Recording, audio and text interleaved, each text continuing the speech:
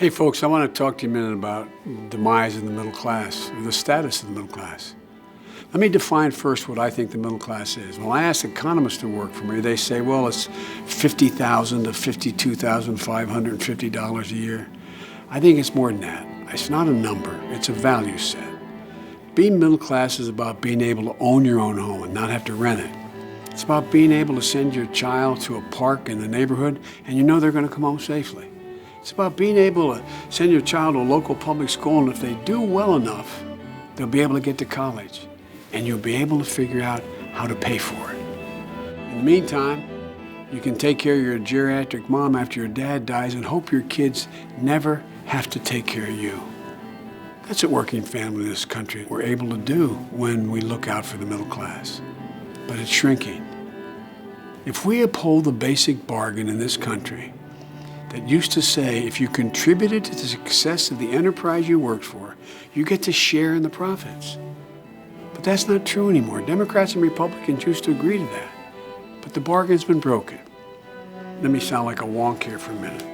There's a gap between productivity and income that keeps growing wider and wider. Workers are delivering more and getting less in return. It used to be that if you in fact saw your company grow, you got to share in the benefits, but that's not happening now. My dad used to have an expression.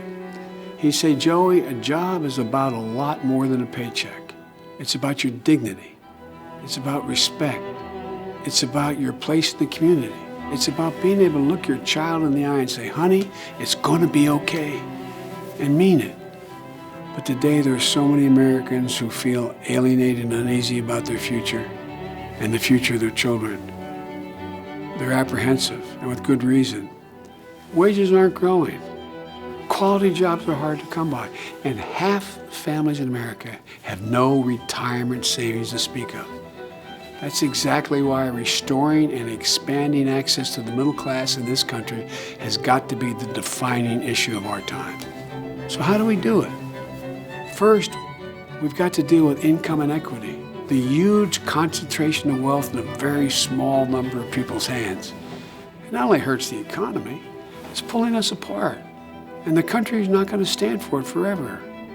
And it means dealing with the tax code.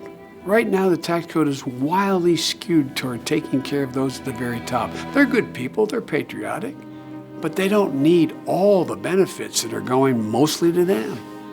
It favors investors over workers. It's riddled with unproductive tax loopholes. The second thing we need to do, we need to continue to have affordable education, continuing and affordable. Quite simply, 12 years of education is no longer enough in the 21st century to succeed. My wife Jill has a saying. She says, any country that out-educates us is going to out-compete us. People say we can't afford it. Well, the real truth is we can't afford not to afford it.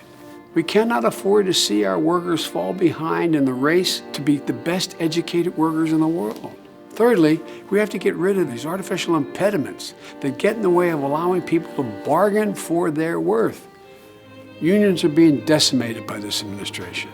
But beyond that, we need to get rid of what we call non-compete clauses that affect 4 in 10 workers in America.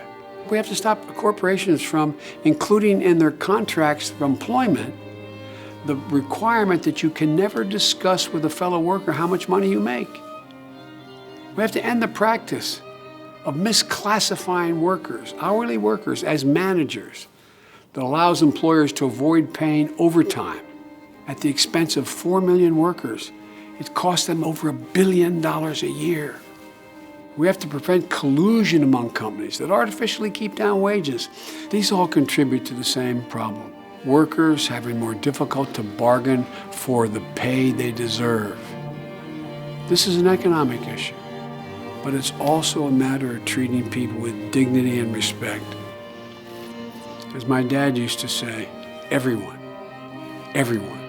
is entitled to be treated with respect, regardless of their background. People who teach our kids, take care of our elderly parents, patrol our streets, keep the lights on and the water and the sewer systems functioning, fix our roads, run into burning buildings. They don't just want to be paid a fair wage for what they do.